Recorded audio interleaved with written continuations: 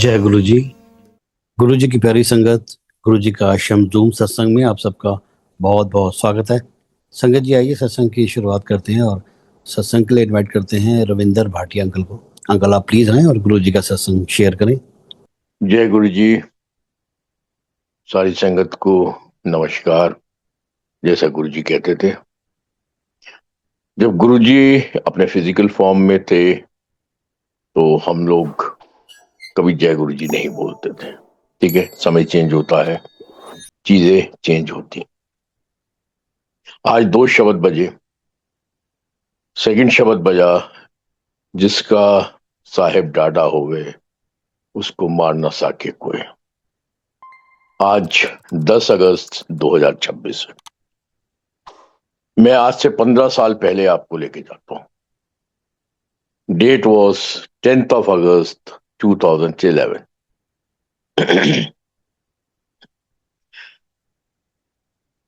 आज के दिन 15 साल पहले मैं भी बहुत खुश दिल्ली से आगरा वापस आया था। मैं उसका आपके संग सत्संग कर रहा हूं, जिसका साहिब डाटा हो गए। 2009 मैं गुरु जी के पास गया। मैंने गुरु जी का स्वरूप देखा 2002 में। मैं फर्स्ट टाइम गुरु जी के पास गया 7th of July 2004 में। 31 मई 2007 गुरु जी ने शरीर त्यागा। उसके बाद उस टाइम तक मुझे गुरु जी पे कोई भी मेरा लगाव नहीं हुआ। जिस काम के लिए मैं गया था वो मेरा काम हुआ नहीं। बट एक चीज होनी शुरू हो गई थी। 31 मई 2007 बड़ा मंदिर कि गुरु में मुझे कभी संत महात्मा महापुरुष मन नजर नहीं आए। गुरु में मुझे कभी कोई फ्रॉड बातें नजर नहीं आई। When on 7th of July 2004 मैं गुरु के पास गया था, जब फर्स्ट टाइम मैंने गुरु जी को देखा था तो मेरे दिमाग में तीन चीजें आई थी। पहली चीज ये आई थी that he is not a saint, महात्मा, महापुरुष और धर्मात्मा, नंबर वन। दूसरी चीज मेरे दिमाग में आई थी, either he is a big fraud और he is a big god. तो 31 मई 2007 तक ये दो चीजें मुझे क्लियर थी कि मेरा गुरु बिल्कुल भी फ्रॉड नहीं है। और ये तो बहुत ही क्लियर था कि ये ना कोई संत है, ना महात्मा है, ना महापुरुष है, ना कोई धर्मात्मा। उसके बाद मेरी जर्नी स्टार्ट हुई। उस जर्नी के पार्ट में अब मैं बड़े मंदिर में रेगुलर आने लगा, बैठने लगा, देखने लगा। उस जर्नी पे मैं बाद में आता हूं। पहले मैं आ रहा हूं जिसदा साहिब डाडा हो गए। 2009 जब मुझे गुरु पे कुछ ना कुछ नजर आने लगा था, ही गेव मी दर्शंस। उन दर्शन में गुरुजी ने मुझे कहा कि तंबाकू खानी बंद कर दे। मैंने गुरुजी से यही कहा कि गुरुजी, एक दो फकियां मार लिया करा। मैं करीब 40-45 साल से रेगुलर टोबैको चूअर था। Whole day I used to chew tobacco, cigarettes. 2009 में गुरुजी ने मुझे कहा तंबाकू छाड़ दे। खैर, मैंने बहुत कोशिश करता रहा, क्योंकि गुरुजी का एक सेंटेंस सबको याद रखना चाहिए, कोशिश कर। हमेशा कोशिश करो। इंसान के हाथ में सिर्फ कोशिश करना। वही गुरुजी का एक सेंटेंस, कोशिश कर। अब मैं तंबाकू छोड़ने की कोशिश करता रहा। 4th Feb 2010 one random lady from Delhi, she telephoned me कि अंकल, मैं फलाना फलाना फलाना, गुरुजी ने मुझे दर्शन दिए हैं कि आगरा वाले अंकल नू कहे पाटिया अंकल नू और तंबाकू खानी बिल्कुल बंद कर दो। No, it was strong addiction for me. पर मैंने कोशिश करके मैं 2 या 3 बार दिन में खाने लगा था, 4 फरवरी 2010 तक। अब उसके बाद से मैंने स्ट्रिक्टली कर दिया कि मैं 2 या 3 से ऊपर नहीं जाऊं किसी भी कीमत में। बहुत कोशिश करता रहा। फाइनली 4 फरवरी 2010 के बाद से मैं रेगुलरली 2 या 3 फकियां, धीरे धीरे करके 1 या 2 फकियां दिन में मैं मुंह में रखता था। जून जुलाई 2010, back to back Guruji gave me 4 darshans, gap of से 5 दिन, 10 दिन, 4 दिन, 6 दिन। दर्शन नंबर 1, गुरुजी की डेड बॉडी पड़ी है। मैं सिर मेरे राइट हैंड साइड की तरफ है गुरुजी का, चरण लेफ्ट हैंड साइड में है। मैं जा रहा हूं, मैं देख रहा हूं गुरुजी की डेड बॉडी पड़ी है, उनके मुंह से खून निकल रहा है और सिर से लेकर पेट तक गुरुजी खूनम खून है। मैं जाता हूं, रोता हूं, गुरुजी के माथा टेकता हूं। इतने में गुरुजी की डेड बॉडी उठती है, मुझे ब्लेस करती है, मेरे सिर पे हाथ फेरती है, फिर गुरुजी डेड बॉडी की शेप में चले जाते हैं। मुझे कुछ भी समझ में नहीं आता। 5-6 दिन के बाद गुरुजी के दर्शन से होते हैं। एक शॉल गुरुजी जो पहनते हैं, उसमें से मुंह से कुछ व्हाइट रेड निकालते हैं और साइन ऑफ विक्ट्री दिखाते हैं। फिर एक 5-6 दिन के बाद दर्शन फिर गुरुजी देते हैं। उसमें गुरुजी नीम का दातुन चू, कोई भी दातुन चू कर रहे हैं। उस दिन से मैं रेगुलर दातुन चू करने लगता हूं। चौथा दर्शन गुरुजी देते हैं, जा देसी घी के परांठे खा और ऐश कर। और जिसने मुझे फिजिकल रूप में देखा होगा तो उसको पता है कि मैं देसी घी के परांठे खाने जैसा ही लगता हूं। एनीवे, ये 4 दर्शन हो गए। उसके बाद 5-6 दिन के बाद से मेरे मुंह से खून निकलना स्टार्ट होता है। कभी 100 ml, कभी 150 ml, कभी 50 ml, कभी दिन में 10 बार, कभी 10 दिन में 1 बार।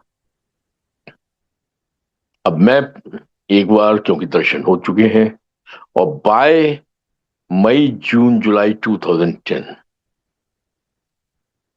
मुझे गुरु पे संपूर्ण लगाव हो चुका है।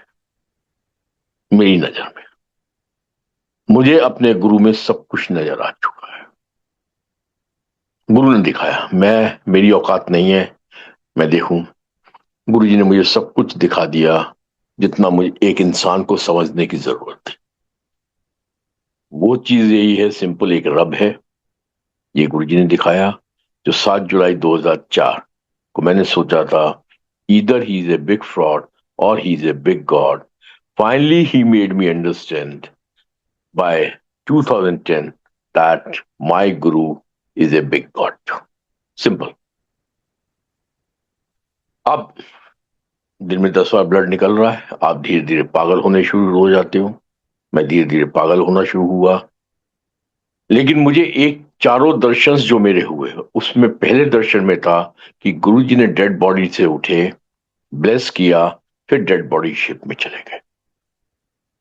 अब मुझे इसमें से 2 चीजें नजर आ रही थी कि या तो गुरु मुझे जिंदा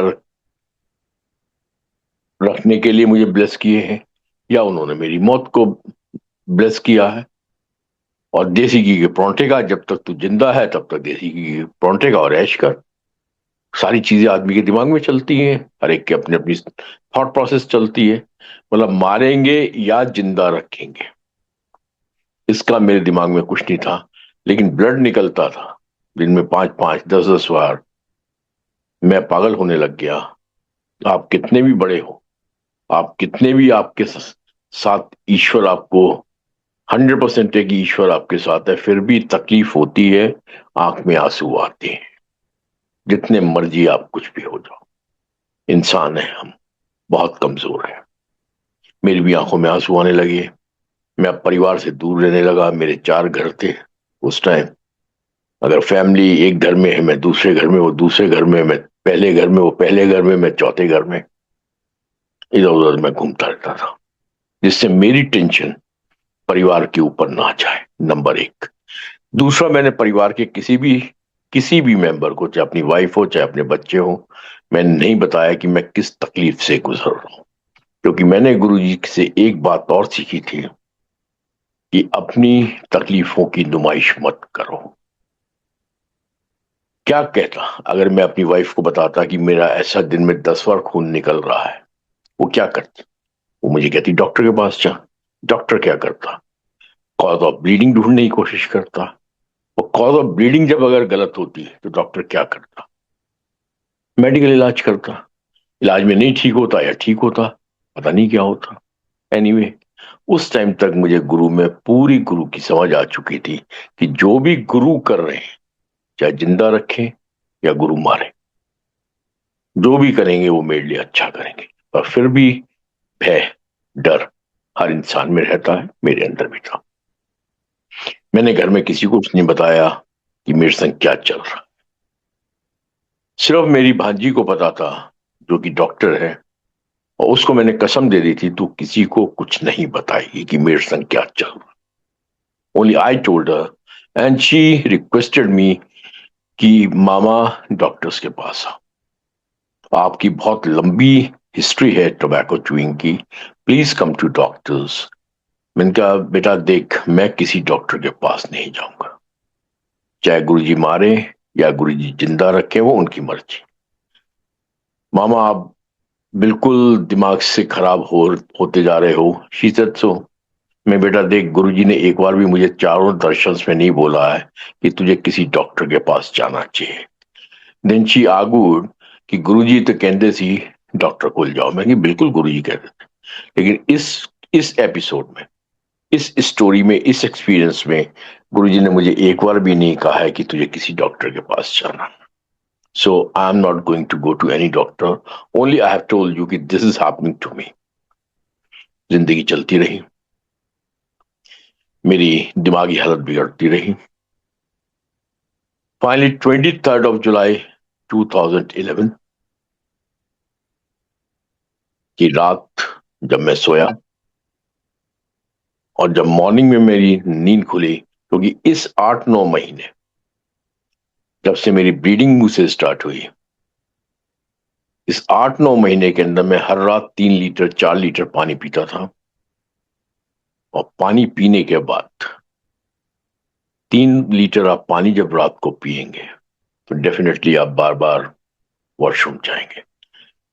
pain in the mouth, itching, irritation, सब मेरे, हार्डनेस, सारा कुछ मेरे मुंह में आ चुका था। All good symptoms. अब 23 जुलाई की रात को जब मैं सोया, उस दिन मुझे नींद आई, और जब सुबह मैं 3:30-4 बजे उठा तो गुरु जी का जो पहला दर्शन था, दर्शन number 1, that he was in pool of blood from head to stomach. On 24th of July 2000 morning at 3:30 or 4, when I got up, I was in pool of blood from head to my stomach. अब मैं उठा, मुंह में सारा खून था। वो मैंने एक प्लास्टिक की थैली में लिया, अपने shirt, night, kurta, bed cover, bedsheets, pillow cover, pillow, इन सबको इकट्ठा किया, जाके नहाया। नहा धो के गुरुजी के स्वरूप के आगे गुरुजी से बातें की और गुरुजी को डांटा, गुरुजी से प्यार जताया, गुरु से मोहब्बत की, गुरु से नाराजगी दिखाई, और रोता रहा, हंसता रहा। एक चीज दिमाग में क्लियर हो गई कि जो भी हुआ आज रात को, अब ये दोबारा कभी नहीं होगा, क्योंकि मेरा गुरु मुझे ब्लेस कर चुका था। And I am now alive and this is my second birth. उस सेकेंड बर्थ को आज 15 साल, करीब करीब 17 दिन हो गए। So I am in my teens and that too sweet 16। आज मेरा जन्मदिन 15 साल और 17 दिन करीब हो गए हैं। मैं एक 16 साल का स्वीट 16 सा बच्चा हूं जो आपसे सत्संग कर रहा हूं। एनीवे, उसके बाद मेरी मेडिकल जर्नी स्टार्ट हुई, क्योंकि मैं अपनी भांजी को बता चुका था कि मेरे संग ये सब चल रहा है। जैसे ही डॉक्टर्स ने मेरा वो पिलो कवर, मेरा मुंह का खून, ये सारा मैं इकट्ठा करके ले गया था एक थैली में। जैसे ही डॉक्टर्स ने देखा, इन इन यूनिसन जितने भी वहां डॉक्टर बैठे थे, they simply said this kind of bleeding is not possible because of any kind of infection. This is something else and we have to find something else. मेरे मेडिकल टेस्ट होने शुरू हुए। सारे मेरे टेस्ट नॉर्मल आए, from blood test to X-rays, CT scan, उस सारे के सारे मेरे जितने भी टेस्ट हुए, एक्सवाइजेड, साइनस का, इन्फेक्शंस के, सॉफ्ट टिश्यूज के, ब्लड के, सारे के सारे मेरे test normal. No doctor could find the cause of bleeding और ब्लीडर। मेडिकली स्पीकिंग, अगर आपका कहीं से भी खून निकलेगा, कोई तो निशान बनेगा, कोई तो स्कार होगा, कोई तो पॉइंट होगा। जिस शख्स का 100 बार ब्लीडिंग हो रही हो, नेक्स्ट डे से उसका कोई स्कार नहीं होगा, कोई पॉइंट नहीं, डॉक्टर्स को पता चलेगा कि ब्लीडिंग कहां से हो रही है। ये सारे मेडिकल टेस्ट मेरे चलते रहे। 30 जुलाई 2011 सिर्फ एक ही चीज इन्वेस्टिगेट हुई कि आपका यूरिक एसिड बढ़ा हुआ है, and uric acid can not be the cause for this kind of bleeding, but you need to have ये यूरिक एसिड की गोली। Doctor Raman Avi, Artemis hospital, उसने यूरिक एसिड की गोली लिख दी। Further investigation of blood is required. Blood samples फिर जाने से नेक्स्ट डे 30 जुलाई 2011, बड़ा मंदिर, 4:30 बजे मैं रमन अवी के यहां से निकला, doctor Raman Avi, Artemis hospital. उन्होंने एक गोली लिख के दे दी कि आपको कोई दाल, पनीर और प्रोटीन का कोई भी आर्टिकल नहीं खाना। मैं उस दिन बड़ा मंदिर आया, ये है मेरा गुरु। 30 जुलाई 2011 जब मैं बड़े मंदिर में आया, तो उस दिन बड़े मंदिर के लिए गुरुजी ने मेरे लिए अपना प्रसाद भेजा था, 2 दालें, एक पीली दाल, एक काली दाल। और सेवादार बार बार आए कि अंकल लो दाल, लो दाल, लो दाल। उस दिन मैंने 1 किलो कम से कम दाल ली। नेक्स्ट डे मेरा ब्लड सैंपल जाना था, उसमें मैंने नीचे से बाकी रिपोर्ट्स बाकी जो भी इन्वेस्टिगेशन होने थे वो डॉक्टर ने लिख दिए थे। उसके नीचे मैंने सिर्फ लिखा यूरिक एसिड और दोबारा टेस्ट करा लूं बिना गोली खाए। आई न्यू इट कि मेरा और जब 3-4 दिन में सारी रिपोर्ट्स आए, इवन माई यूरिक एसिड 100% ठीक था, नॉर्मल रेंज में था। This is what my Guru is.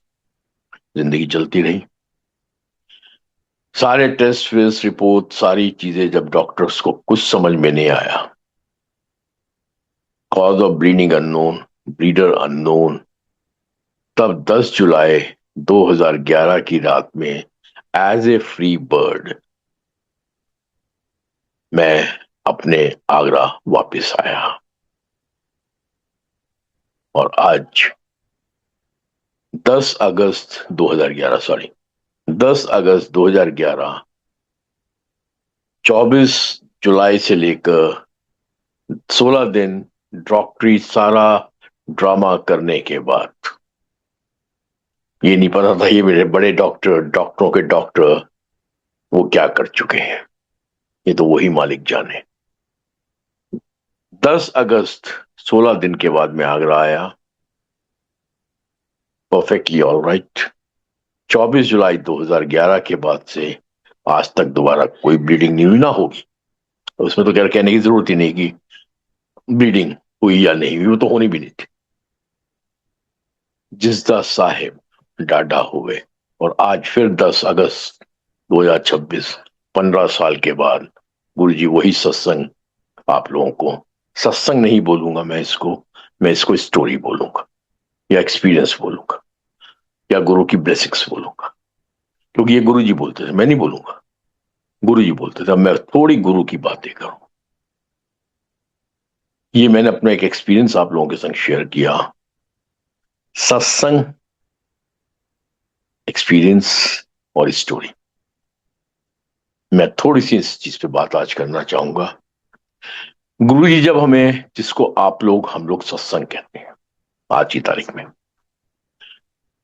जब वो सुनवाते थे किसी संगत को, तो गुरु जी कभी सत्संग नहीं बोलते थे।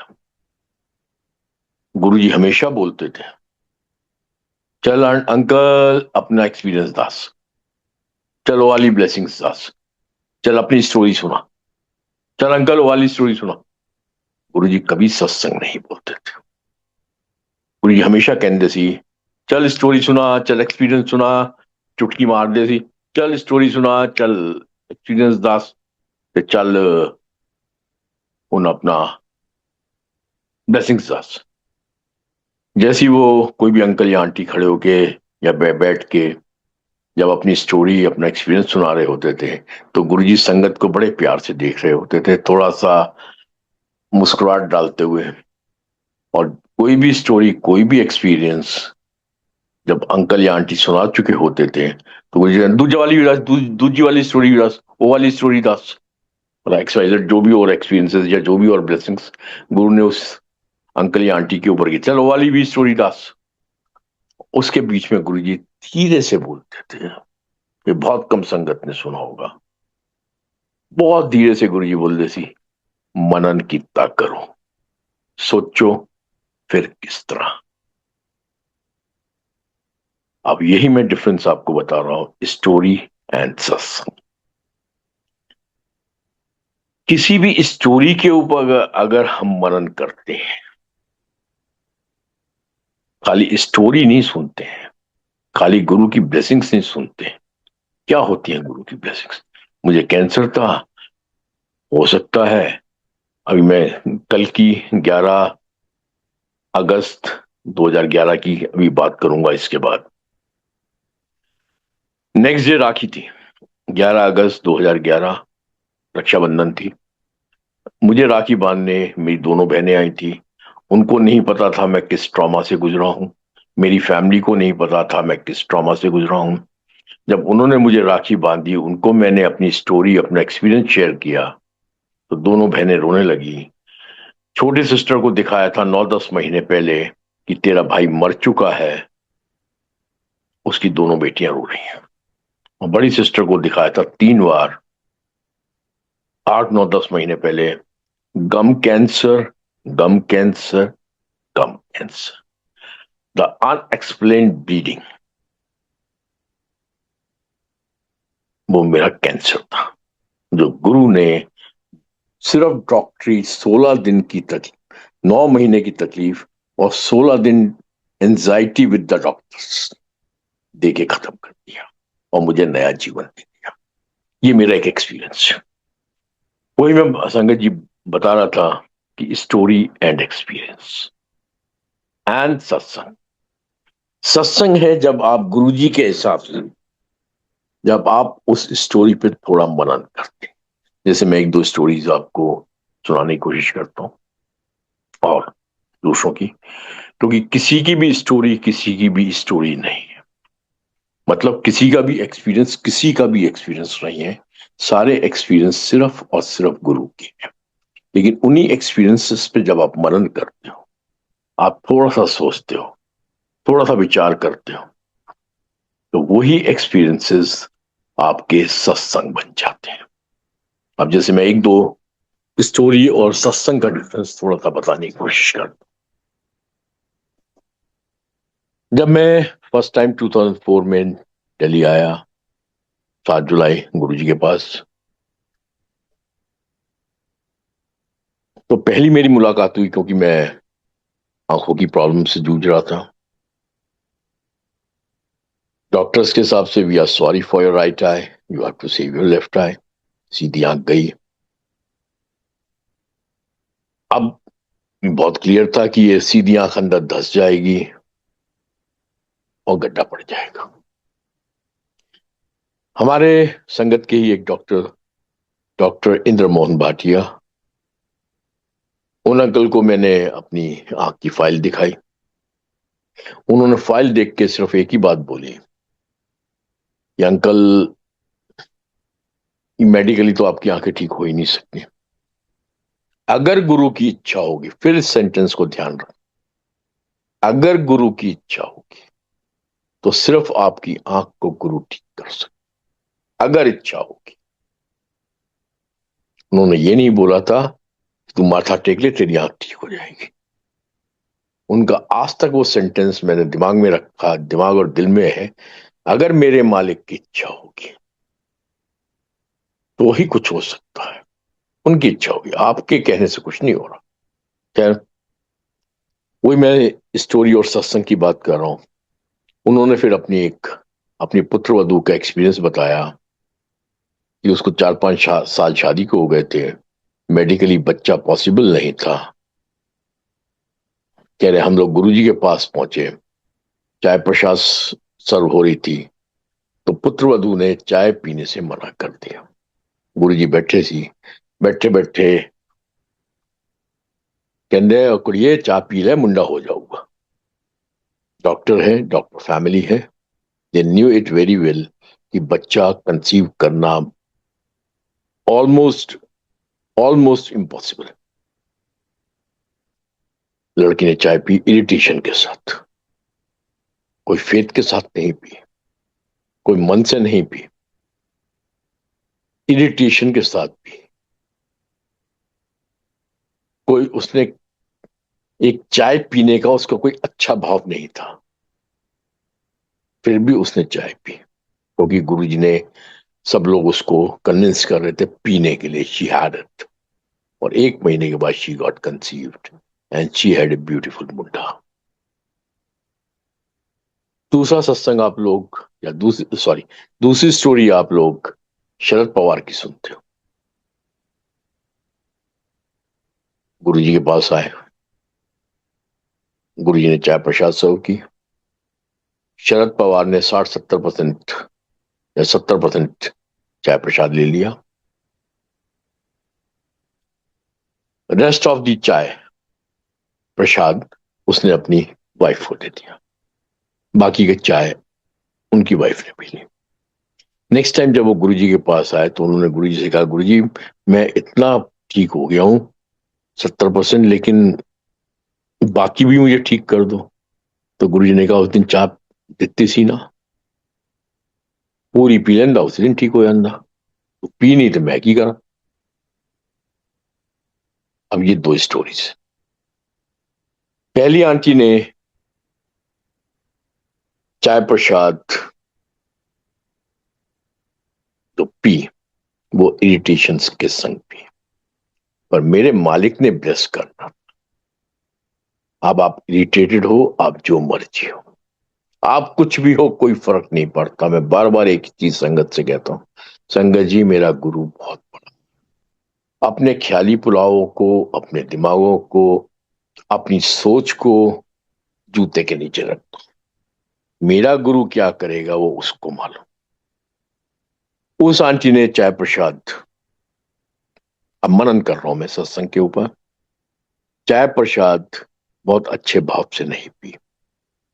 शरद पवार ने भी चाय प्रसाद पी, कुछ भाव होगा कि शायद मैं ठीक हो जाऊं, सुन सुन के आए थे। क्योंकि हम सब लोग उस टाइम जितने भी लोग जाते थे वो गुरु के बारे में सुन सुन के जाते थे, अपनी मजबूरी में जाते थे, कुछ ना कुछ मांगने ही जाते थे।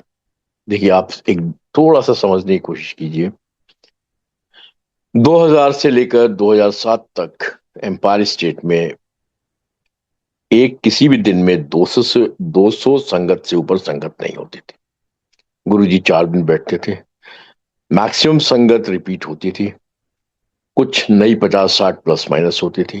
तो किसी भी दिन 200 संगत से ऊपर नहीं होती थी। तो टोटल उस समय जो संगत आती होगी, मोर और लेस 400-500 आती थी।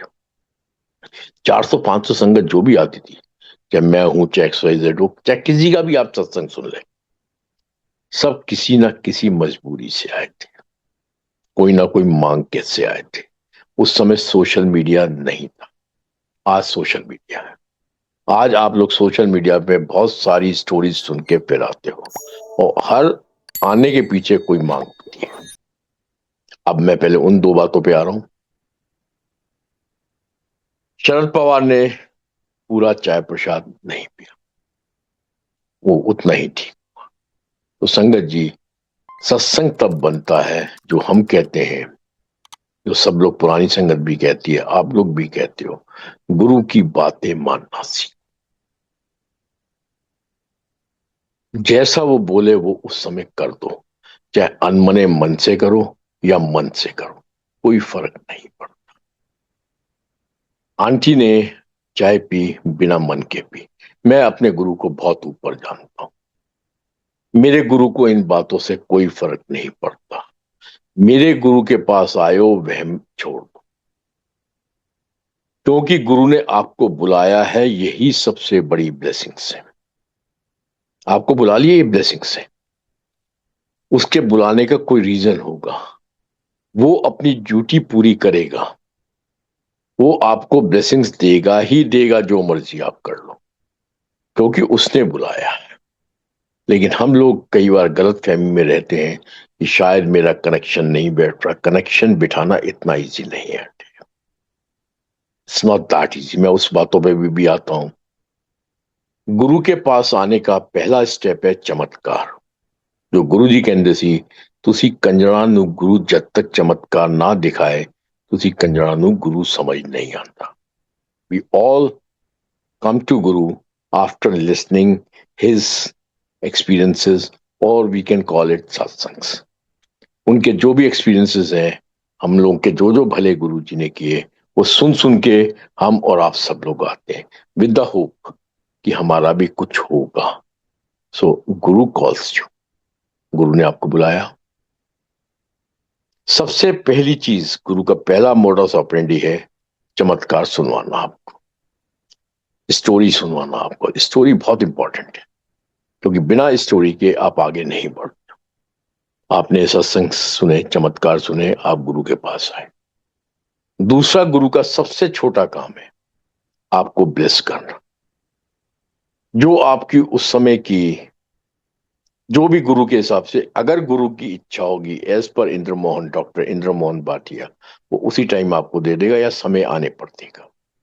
दो चीजें, ये दोनों चीजें सबसे छोटी हैं, इनसे थोड़ा सा हमें ऊपर उठना चाहिए।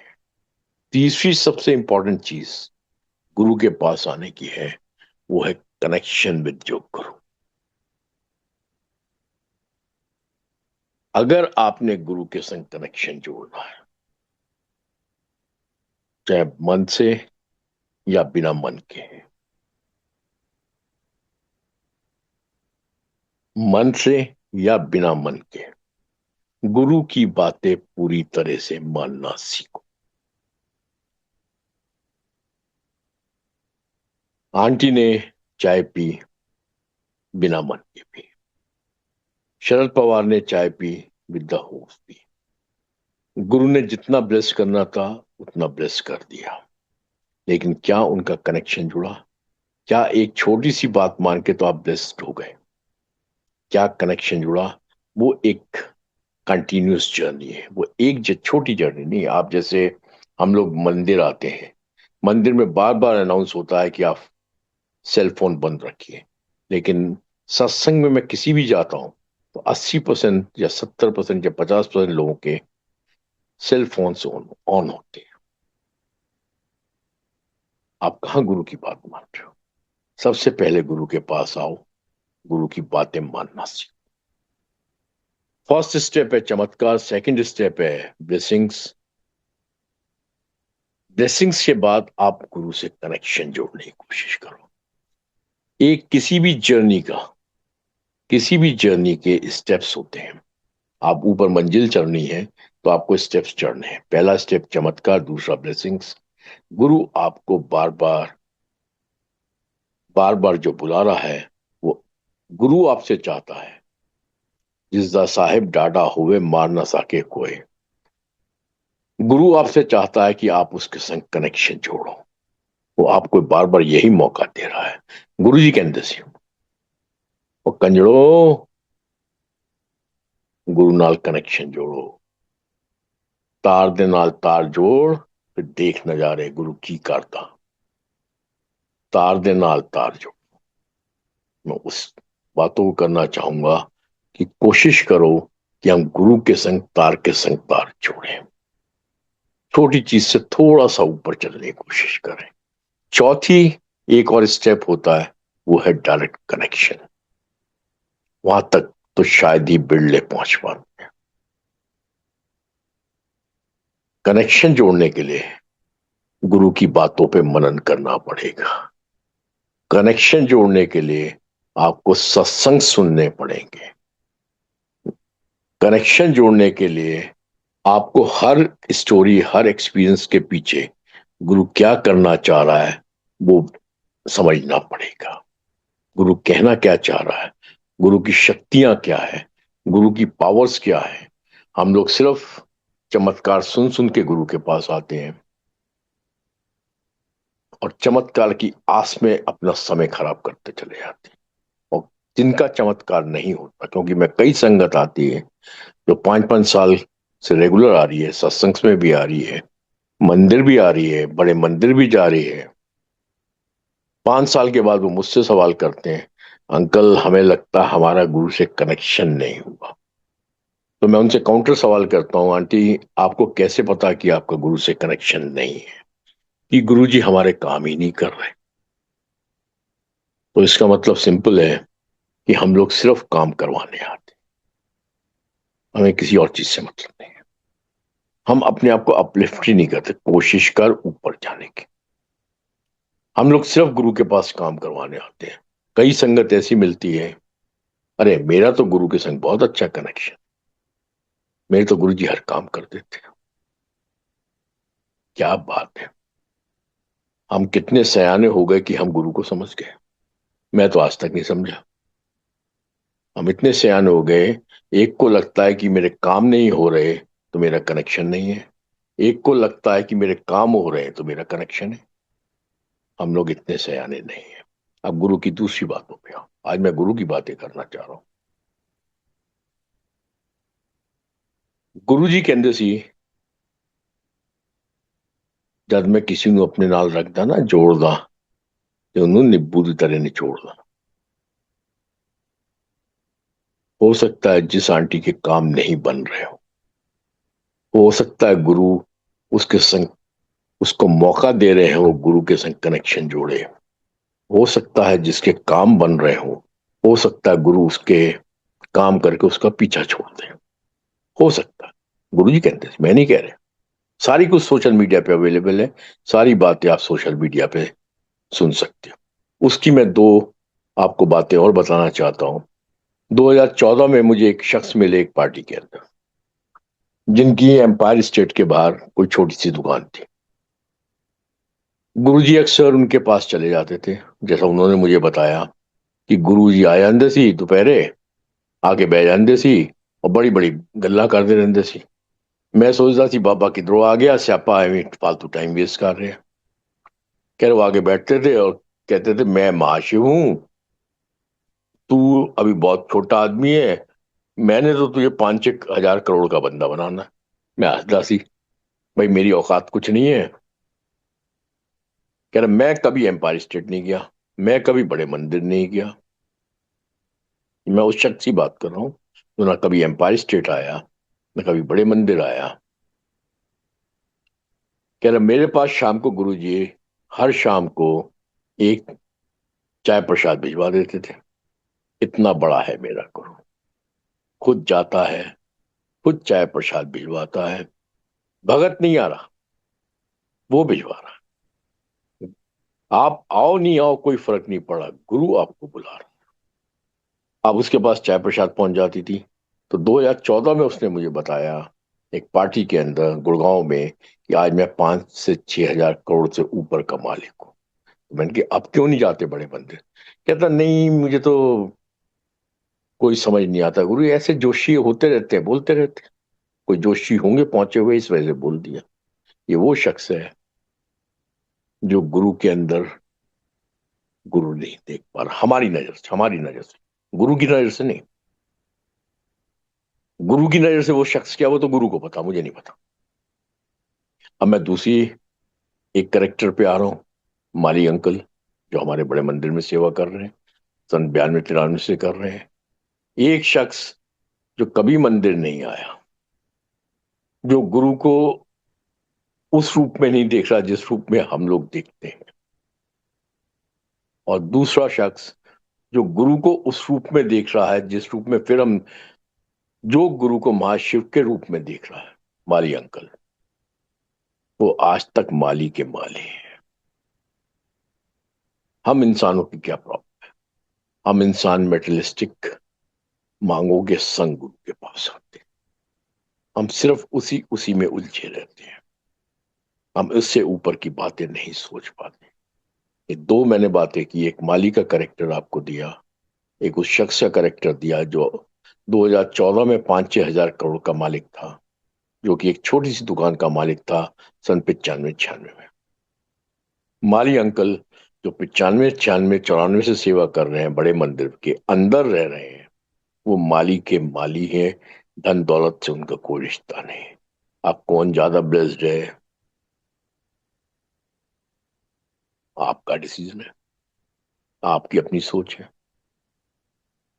लेकिन हम लोग 99.9% इंक्लूडिंग मी, मैं सबकी शायद 0.1% भी नहीं होंगे, इंक्लूडिंग मी, हम सिर्फ मेटेरियलिस्टिक सोच के संग गुरु के पास आते हैं। हम गुरु को समझना नहीं चाहते हैं। हम गुरु की एक्सपीरियंसेस को या गुरु के सत्संग को या गुरु की स्टोरीज पे मनन नहीं करना चाहते हैं। हम सिंपल सिंपल चलते हैं।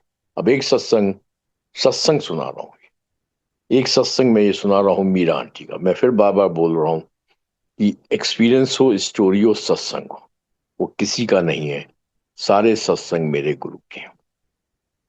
मेरा गुरु कितना बड़ा है, मैं सिर्फ उतनी ही बातें करना चाहता हूँ। हम लोग अपने अपने मतलब के लिए आते हैं। हम लोग हर सत्संग में जाके अपनी अपनी बातें करते हैं कि हमारे संग ये किया, गुरु जी ने हमारे संग ये किया। बहुत अच्छी बात है, क्योंकि वही छोटी छोटी जो बातें हैं वही आपको आगे ले जाएंगी। पर आगे तो बढ़ो। ऐसी एक दिन गुरु जी बैठे हुए थी, बैठे बैठे कहने, पता मैं क्यों कहना अंकल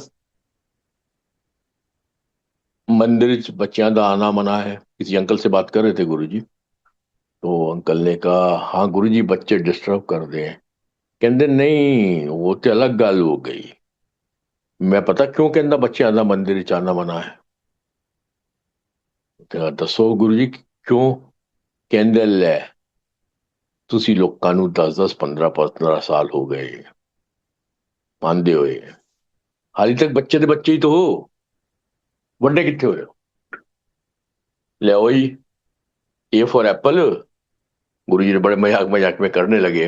ले, A for apple, B for bat, C for चमत्कार, गुरु खत्म। A for apple, B for bat, C for चमत्कार, गुरु खत्म। कभी चमत्कार तो भी ऊपर उठोगे।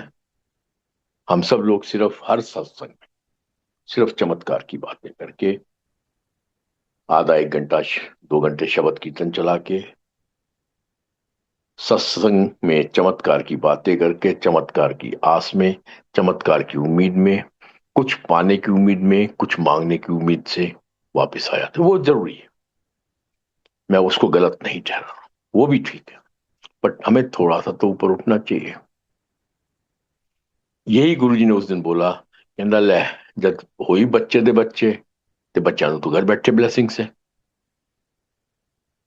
आप गुरु के पास आए हो, थर्ड स्टेप की तरफ चलो।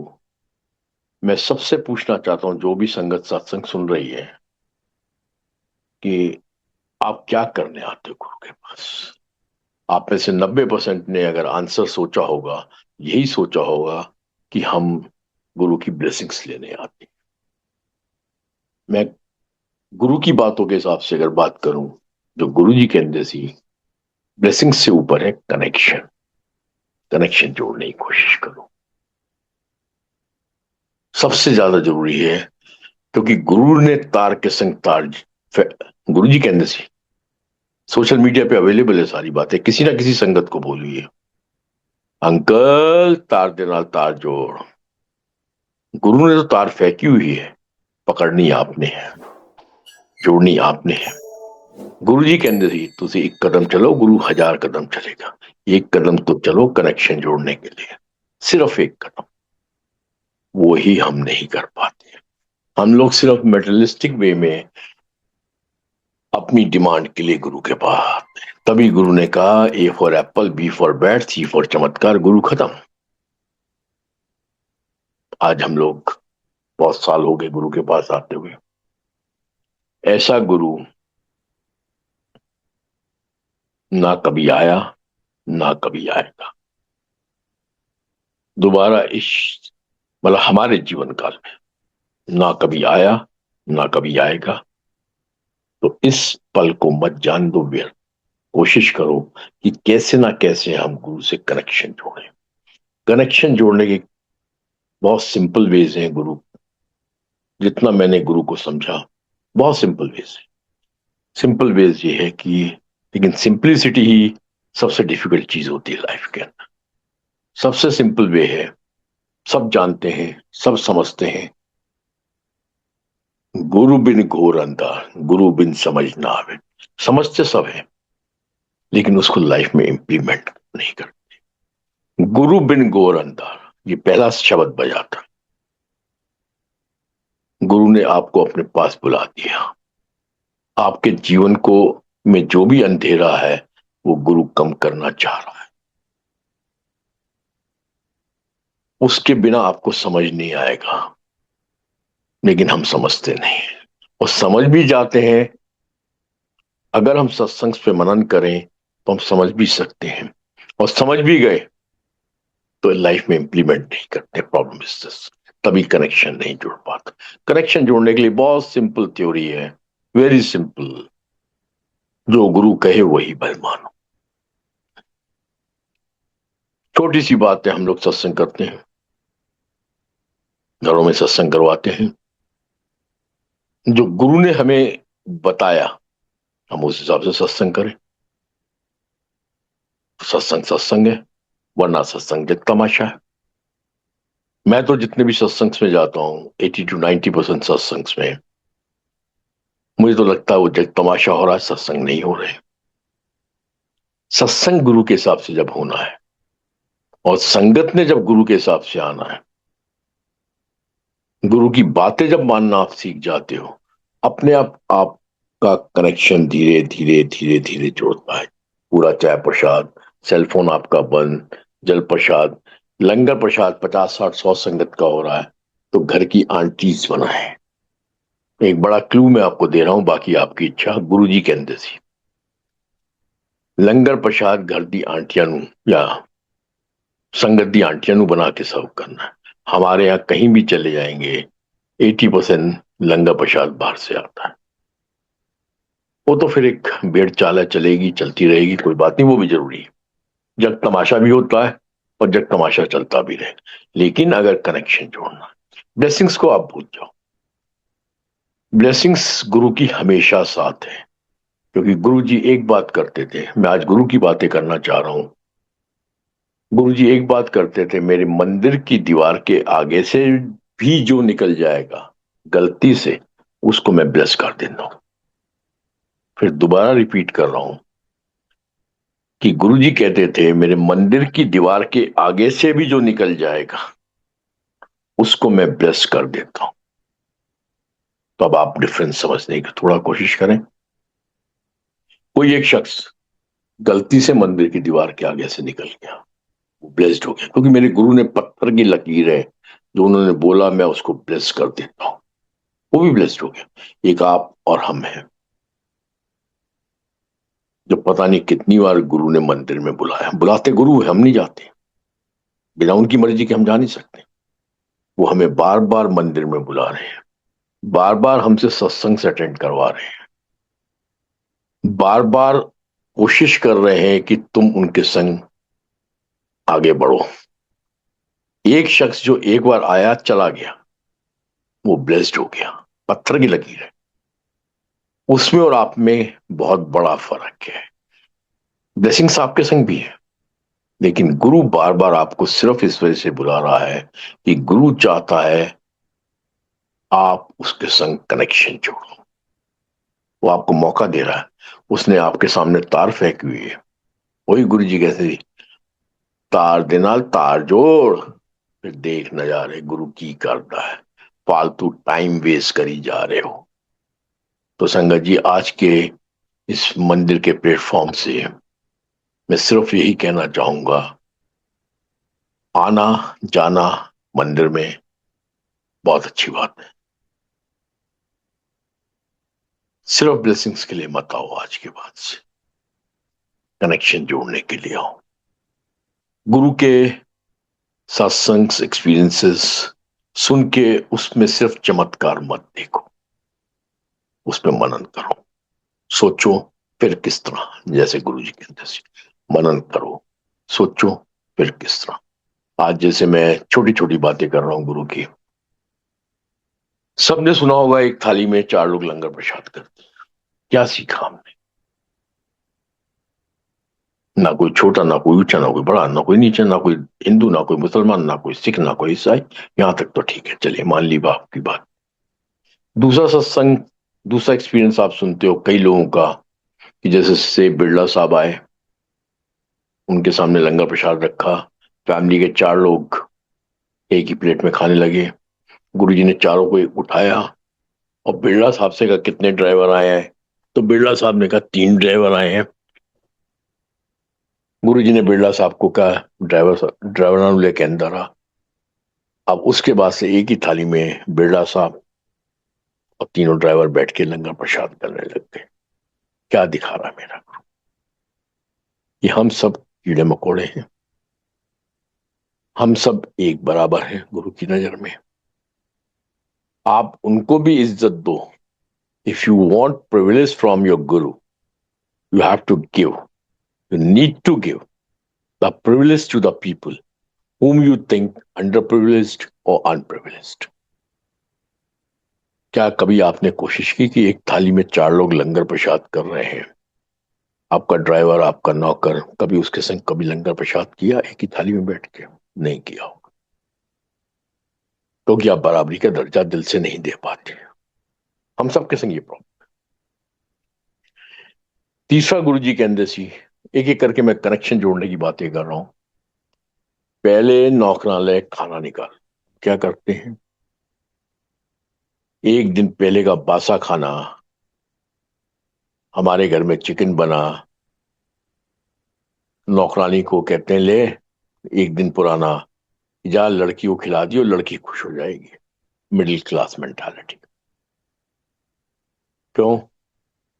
आपकी बेटी क्यों नहीं खा सकती, उसकी बेटी क्यों खाएगी? क्योंकि हम लोग फर्क समझते हैं, और फर्क है भी, मैं ये नहीं कह रहा हूं फर्क नहीं है, बट प्रिविलेज देना सीखो। हम, मेरी वाइफ, हम कहीं भी जाते हैं,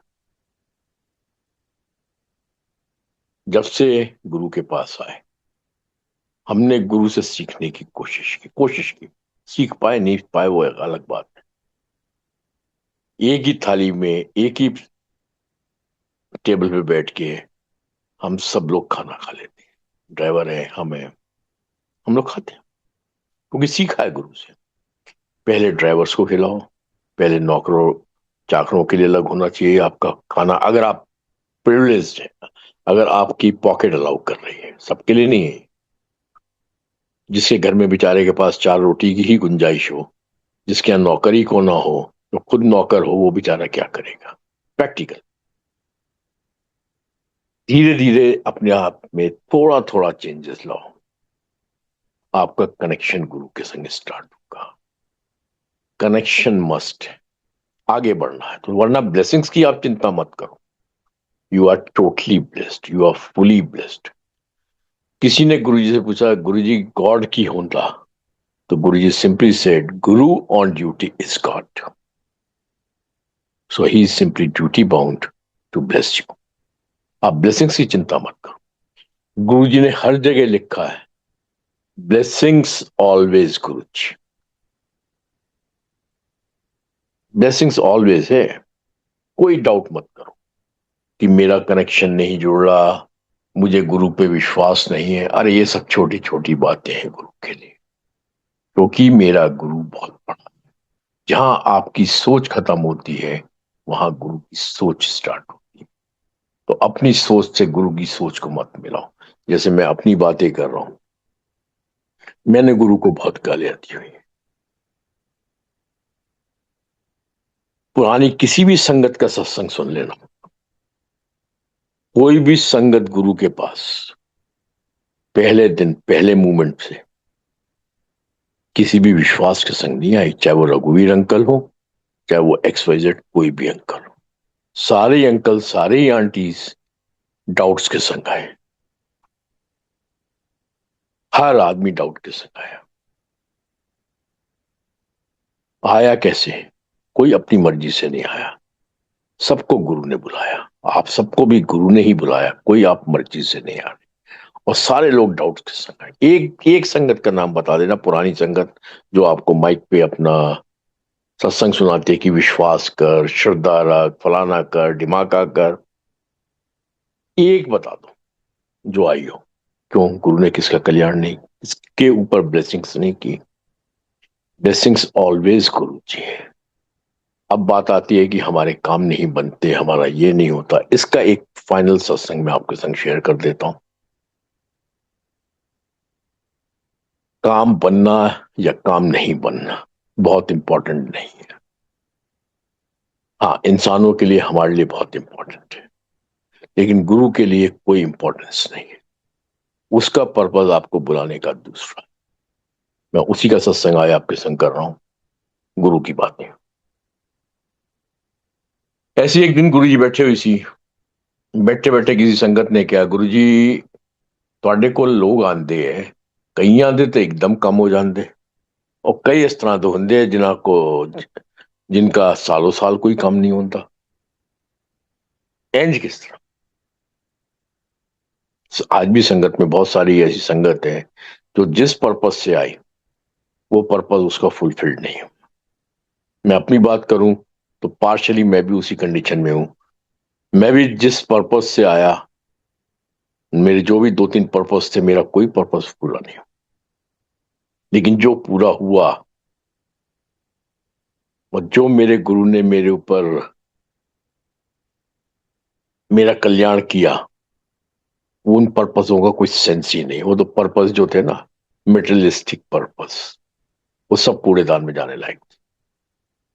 कूड़ेदान में पड़े भी रहे तो मुझे कोई फर्क नहीं पड़ता। एनीवे, एक संगत ने गुरु जी से पूछा, गुरु जी ਤੁਹਾਡੇ ਕੋਲ लोग आंदे हैं, किसी का तुरंत काम हो जाता है, किसी का काम सालों साल नहीं होता, इंज क्यों?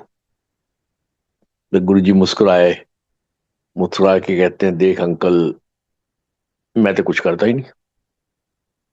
वो अंकल को भी थोड़ा बात, मुस्कुराहट हल्की सी आई। अंकल ने कहा, गुरु जी इंज किस तरह ਕਰਦੇ ਤੁਸੀਂ ਹੋ? ਕਹਿੰਦੇ ਨਹੀਂ अंकल, मैं कुछ करता ही नहीं। मैं की करना? मैंने, गुरु जी दसो सही, कुछ तो दसो। कहते अंकल सच बोल रहे हैं, मैं तो कुछ करता ही नहीं। अब गुरु जी ने अंकल ने कहा, अंकल सचमुच में बोल रहे हैं, मैं तो कुछ करता नहीं। फिर अंकल ने रिक्वेस्ट की, गुरु जी कुछ तो दसो। गुरु जी कहते हैं, देख अंकल, मेरी ब्लेसिंग्स हमेशा बिछियां हुई हैं, हर जगह हैगी। हवा के अंदर भी है, जमीन ते भी है, ऊपर भी है, ते थल्ले भी है। मेरी ब्लेसिंग्स हर जगह। ਹੁਣ ਤੁਸੀਂ ਮੇਰੇ ਕੋਲ ਆਏ, ਤੁਹਾਡੇ अपने अपने कर्म, ਤੁਹਾਡਾ अपना अपना भाग्य, ਉਸ ਦੇ ਹਿਸਾਬ ਨਾਲ जो भी बेस्ट ਹੁੰਦਾ वो ऑटोमेटिक हो जाता। मैं कुछ नहीं करता, बस मेरा काम है ਤੁਹਾਨੂੰ बुलाना, ਤੁਸੀਂ आ गए। बाकी ਤੁਹਾਡੇ ਸਭ ਦੇ आपके अपने अपने कर्म, अपना अपना भाग्य चक्र, उसके हिसाब से जो बेस्ट होना होता है वो ऑटो मोड में होता चला जाता है। गुरुजी ने यही उस अंकल को समझाने की कोशिश की कि अंकल मैं कुछ नहीं करता, सारा कुछ आप पे आप होता रहता है।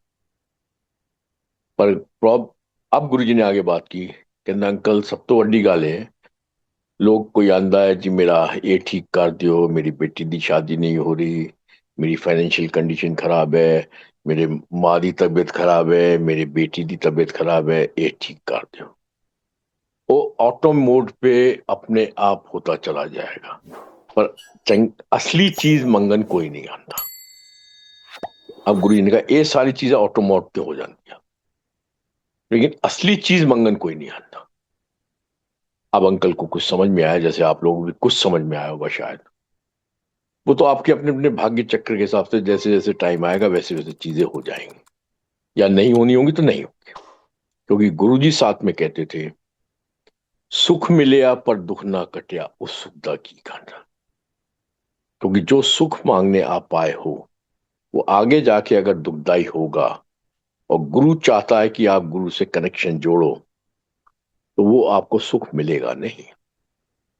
हम लोग बहुत गलत फहमी में जीते हैं कि माथा टेकेंगे हमारे काम हो जाते हैं।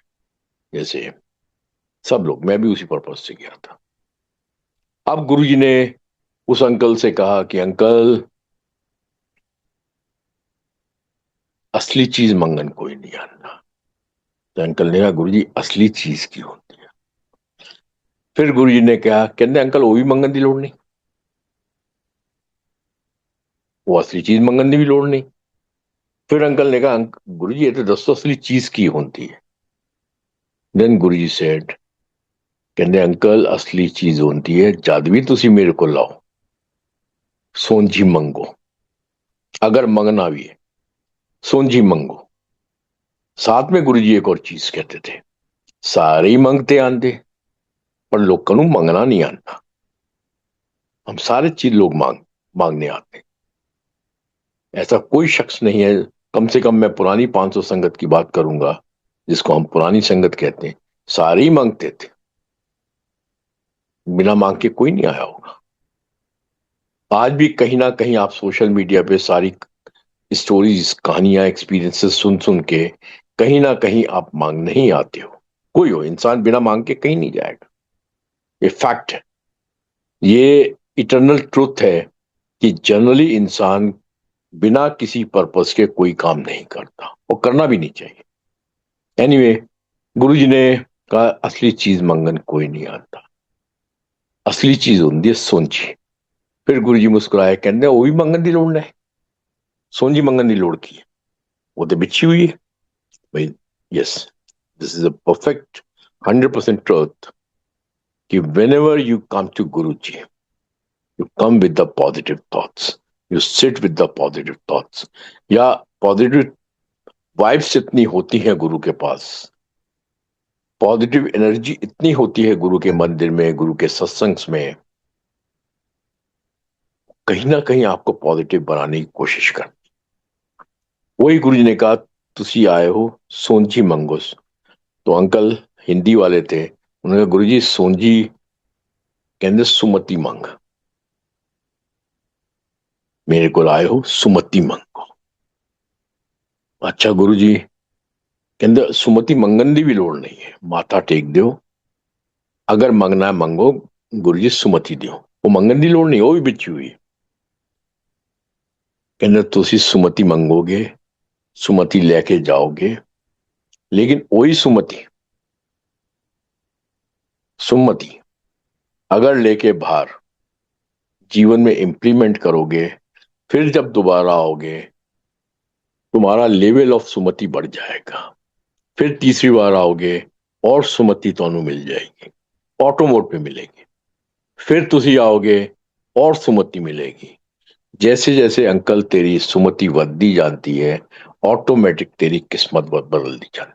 मैं कुछ नहीं करता। This is what Guruji said finally, कि जैसे जैसे तेरी सुमति बढ़ती जाती है वैसे वैसे ऑटोमेटिकली तेरी किस्मत बदलती जाती है। मैं कुछ नहीं करता। संगत जी, हम सब मांगते हैं, गुरु जी कहते थे सारी मांगते आते हो। अब ये डायलॉग पता नहीं कहां से पैदा हुआ, मुझे नहीं मालूम। मंगो नहीं मन्नो, पता नहीं कहां से हुआ। हम सारे ही मांगते हैं लेकिन हमें मांगना नहीं आता। अगर मांगना भी है, गुरु से एक अच्छी थॉट्स मांगो, उसकी भी मांगने की जरूरत नहीं है। पर हम मेटलिस्टिक चीजें मांगने आते हैं क्योंकि हम इंसान हैं, हम कमजोर हैं। गुरु ने जो देना होगा वो 100% देगा। जो गुरु ने लास्ट की लाइन बोली थी, जैसे जैसे तेरी सुमति बढ़ती जाती है वैसे वैसे ऑटोमेटिकली तेरी किस्मत बदलती जाती है, उसका one of the best part is that you need to implement everything in your life. जो अक्सर गुरु जी एक शब्द कीर्तन के थ्रू हमें कहते थे, गल्ली जोग ना होवे। गल्ला बाता नहीं, जोग करो। जोग का मतलब इम्प्लीमेंट करो। जीवन के अंदर गुरु के पास आए हो, गुरु कुछ भी कर सकता है, वो एक अलग मैटर हो गया। हमें भी शायद एक आधे स्टेप आगे बढ़ना है। 4-5 स्टेप्स में बता देता हूं जो मुझे गुरु के में समझ में आता है, उसके बाद में फुल विराम देता हूं अपने आप को। पहला स्टेप है चमत्कार, उसके थ्रू गुरु आपको बुलाता है। दूसरा, पहला दूसरा एक ही में मान लेता हूं, ब्लेसिंग्स देने के लिए आपको बुलाता है। उसके बाद की जर्नी अब आपके हाथों में है। उसके बाद तीसरा स्टेप है कनेक्शन। चौथा स्टेप है डायरेक्ट कनेक्शन। उस डायरेक्ट कनेक्शन तक बहुत कम लोग शायद पहुंचते होंगे। जब आपका डायरेक्ट कनेक्शन गुरु से हो जाता तो आपका धीरे धीरे कल्याण स्टार्ट होता है। गुरु टेस्ट लेता है, गुरु आपको नींबू की तरह निचोड़ता है, गुरु आपको पेड़ की तरह हिलाता है। उसमें भी जब आप पास कल्याण की तरफ पास हो जाते हो, तब आप जो फाइनल जिस चीज के लिए गुरु आपको बुला रहा है, वो ब्लेसिंग्स के लिए नहीं बुला रहा, फाइनल जिस चीज के लिए गुरु आपको बुला रहा है वो है संपूर्ण कल्याण। संगत बहुत आई, संगत बहुत गई, गुरु जी के अंदर से भीड़ इकट्ठी हो जाएगी, संगत उंगलियां तय होएगी। जब तुम संगत बनोगे वो उंगलियां से गिनती होएगी। 5वीं स्टेज तक पहुंचने के लिए, 6ठी स्टेज तक पहुंचने के लिए गिनतियां हो उनकी, किन्ने लोग। वो गुरु ने पता, सीक्रेट गुरु के पास है, मेरे पास नहीं है। मैं किस स्टेज में हूं उसका सीक्रेट गुरु के पास है, मेरे पास नहीं है। लेकिन अगर मैं, शायद मेरी अगर याददाश्त ठीक है, तो नरेंद्र ढंडंगल को एक बार गुरुजी ने कहा था कि इस मनुष्य रूप में आके जब तो मैं आया, लखा करोड़ा जीवा, तो मतलब लाखों करोड़ जिंदगियों में से मैं आज तक सिर्फ 5 लोगों का था संपूर्ण कल्याण किया है। सिर्फ 5 लोगों का था जब तक गुरु अपने शरीर में।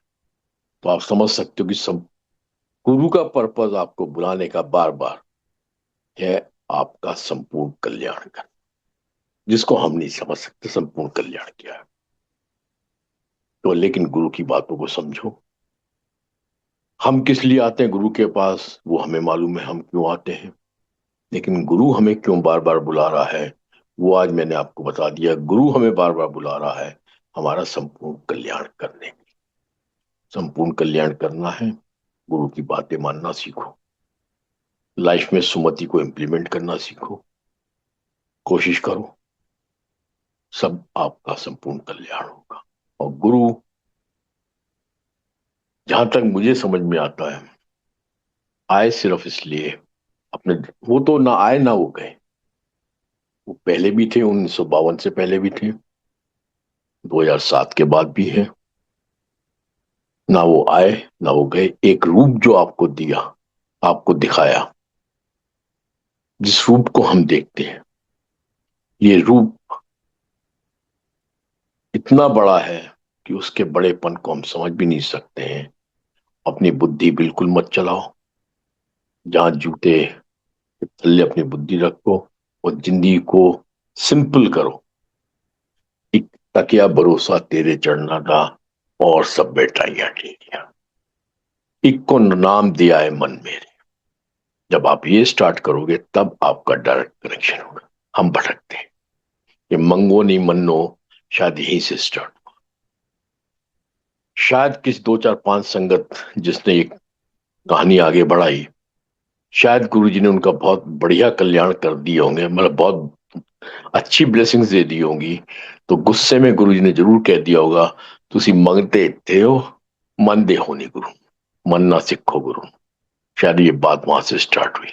हम सब मांगते हैं, मांगते ही रहेंगे, लेकिन मांगते मांगते कम से कम मैं कहूंगा कि गुरु की बातें मानना सीखो और गुरु को मानना सीखो।